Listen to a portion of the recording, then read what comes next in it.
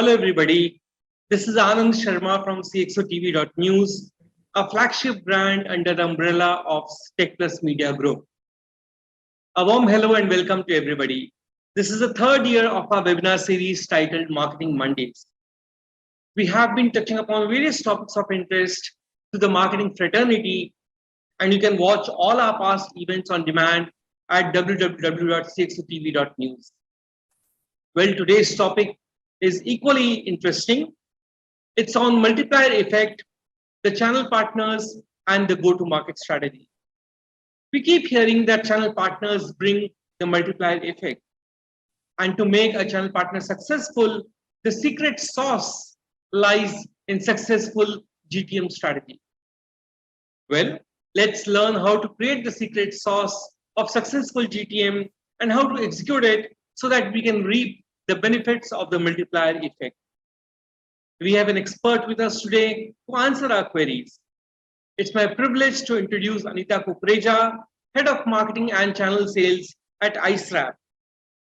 Anita, why don't you give your self-introduction and let me welcome you on the show. Thank you so much for the warm welcome. It's a pleasure seeing you, virtually. Like I mentioned earlier, it's been quite a distinctive and distant relationship, right, with our audiences and the way that things have moved on in the last 2 years. And it's a very interesting topic, I must say. I've been following your Marketing Mondays quite a bit in the past, and very interesting sessions, like I mentioned to you in our last conversation. It's been really good to have something as a platform that CXO TV has really gotten, where you actually share the knowledge with our audience for aspiring people who are in the domain, and also, of course, to learn from the experts and from the real life experiences in terms of what they're working day in and out. So as a professional, the last 20 years in the IT industry, it's been a very interesting journey where I've got to play various roles of handling marketing strategies and GTMs, including channel partners, where being a very core to our DNA and ecosystem. I feel that this topic is a relevant topic for us to talk about today. And I'm really interested and keen in the questions that you kind of, fireside chat with me. Thank you so much. Thank you so much. Welcome once again, Anita. Thank you. Let me share the standard disclaimer. The thoughts exchanged on this platform are by the panelists are their own and may not represent or subscribe to the organization they work with. Thank you once again. So let me start the fireside chat, with my first question coming. When you think of channel partners, what comes to your mind? Very interesting. So channel partners, like I mentioned, right, they are core to our DNA. When you look at a channel partner, giving the reach, the visibility, the expansion, if you need to grow, and especially in the IT industry, to get you the reach, to get you the last mile to your customers, channel partners are the route to it. You really cannot survive, or really can't plan your expansion without channel partners on the ground. It is very, very essential and imperative to have that as a strategy in your go-to market. I look at channel partners giving us the reach, the visibility, the last mile, as simple as that. And that's where I feel the importance of channel partners in your day-to-day working with the last mile, that is the customers. Makes sense. So what sort of channel partners you have handled in the past or worked with in the past? And what has been your engaging strategy for them? Okay. When I have to look at the channel partners that we are really engaged with in my past, in my previous stint where I was working with NetMagic, okay, NetMagic initially had been always a direct company. And something about, in terms of getting it to a channel-driven company or involving channel partners, because even there, it was very essential, right, to have channel partners take you to the expansion mode, where you actually are reaching out to the corners of pan-India, getting the reach that is required for you to, in spite of having as many feet on the ground. Partners really are essential when you have to really go down to A-class cities, B-class cities, and beyond. So that's where creating the processes, policies, and stuff, and then working with a varied channel partner network. right from a consulting partner to up till, a partner who actually is basically, involved in the deal end-to-end solutioning, implementations, migrations, and a lot of stuff. Till date, we see the variety coming in, across in any industry that you work in. Even today at IceWarp, we are basically a mailing and collaboration solution, and it is very essential. There are various kind of partners that we come across, be it system integration partners, be it ISP-DC partners, be it, even small-time partners who are basically taking you down south or down north or down west, any parts of these cities that you come across and reach that you get into. Engagement model has been very, very in depth, you need to invest on your partners. You need to really invest in terms of the training and certifications that you do for them. You need to get them to the level of an IceWarp employee on the ground. The customer is not concerned about who's talking to him. But when they are representing a brand, they need to speak your language. They need to pass on your messaging, your positioning. And that's where the customer gets the confidence, right? So you really need to invest a lot in each of these factors when you work with the partners. And of course, like when they're an extended arm of you, you also need to invest in them in terms of MDF funds. You need to invest in them in doing joint marketing activities. As much as you would spend time with your sales team, and you would educate them, you would kind of enable them. That's a similar activities and similar, time frame that you need to give to your partners as well. I think it is more about investment and also working with them closely as an extended arm of the organization that gives the differentiating factor and creating that connect with them to be able to, reach out to your customers and pass on the messaging that you would like to really pass on. Having led myself partner strategy for Ramco Systems, which is an ERP company, I can't agree, less or more on this as to investment is something which you really need to work on, because if you look at partners as something which will keep giving you returns without any investment, then that's a wrong strategy altogether. So very, very rightly, aptly said, Anita. How do you enable your channel partners to bring the multiplier effect? Okay, so enablement is all about, bringing them to the same platform that your sales team or your extended teams are. As I mentioned in my earlier talk with you as well, Anand, today, when you look at the partners, if you just appoint them as a partner and expect business coming out of from them, it's not that easy. Unless you have really enabled them and made them come to the power that a salesperson joining your team, you would onboard them, you would kind of spend time on them, you would ensure that they're talking the same language, the same conversations that you would have, the same messaging, the same positioning that your product has in the market. Once you've done all of that, you also ensure partners are extended with the same kind of knowledge base. Because if you're not doing that, you are missing a big piece in your system of, kind of building the partner network that you want to. Because, just appointing a partner doesn't assure business. Absolutely. Yes, they have relationships on the ground. I completely agree. But without product knowledge and without the, the conversations they can have with the customer, the value proposition that they can bring in, you will not find value for the partners in the customer's mind as well. There have been instances where customers come back to him and say, why don't we deal directly with you? Why do we need a partner in between? But then that is the value that you need to ensure that the partner is creating in the minds of the customer. And that exactly is the biggest breakthrough. If you've done that, I don't see any challenge. And that's where you need to ensure that you enable your partner enough to be able to, communicate the same language to the customer. Absolutely. And I really like the idea that you need to bring them on the same platform or same maturity as your sales team exactly. is. Right. Exactly. So really appreciate it. But then, few channel partners, they do succeed and few of them are not so successful. What are the reasons? What do you think is the reason behind? So many partners come in, right? They are interested when the customer asks them about the solution.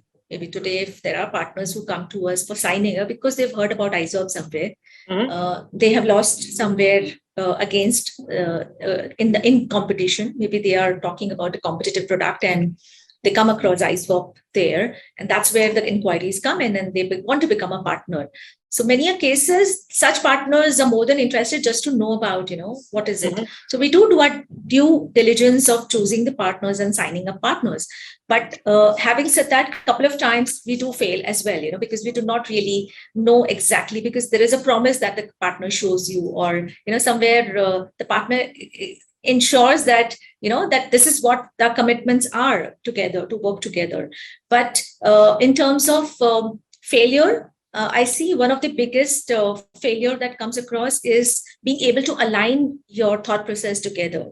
The kind of enablement that needs to be done for the teams, the resources that need to be aligned to each other, the activities, the marketing activities as well, doing it together, ensuring that you are doing certain milestones in working together. If those are not achieved in the initial, say 60, 90 days, you will definitely find and come to know that this relationship is not really far-fetched.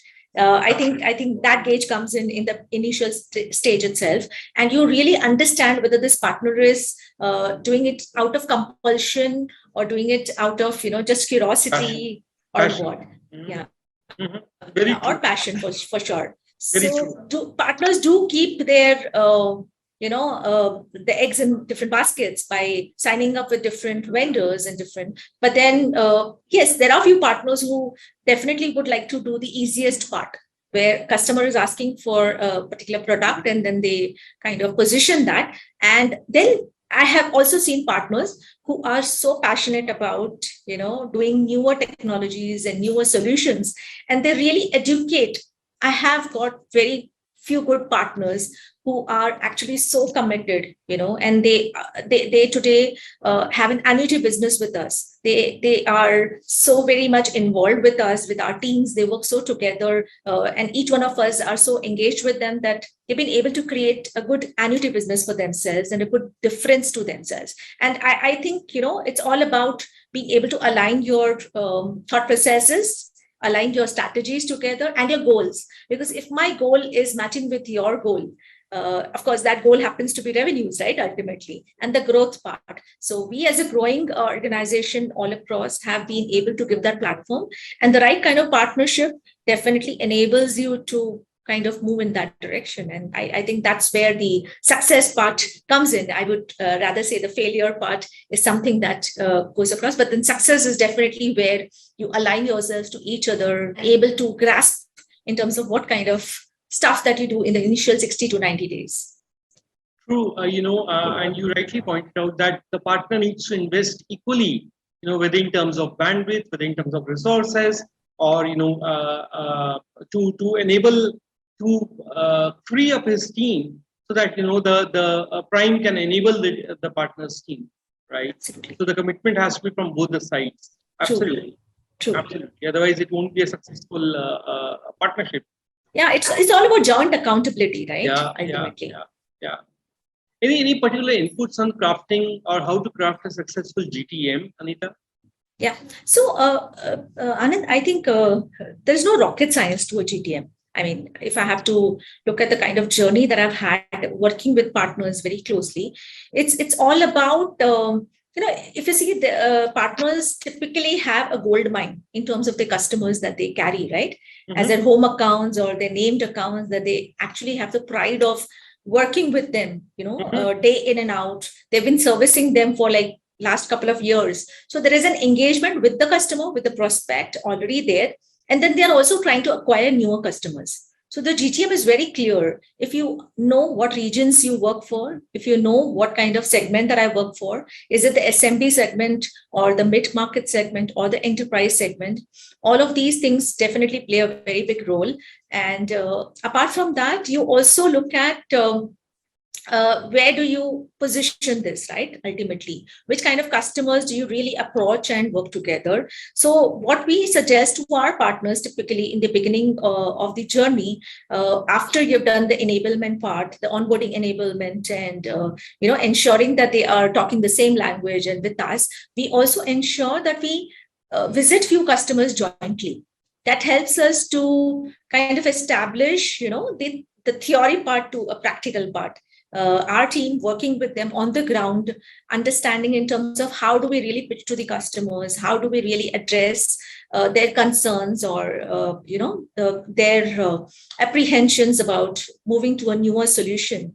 Because mailing and collaboration is a mission critical application today. It's a lifeline of any business, right? Yeah. So having said that, it's very essential for them to understand the in-depth knowledge about each aspect, and that's where you kind of engage with them on the ground. And beyond that, then it comes to POCs, doing demos together, ensuring that they're able to handle them on their own with their resources. And also post that, after the sale is done, the implementations, migrations, because any customer typically wants to ensure that the migration is done seamlessly without zero downtime. So those aspects have to be also very, very much looked into. So when a GTM is really planned, you ensure that all the resources are in place, the segmentation is clear, and the market approach is very clear. We look at all these aspects and sit down with our partners and ensure that the go-to-market plan is designed together as a business plan, and then work towards it.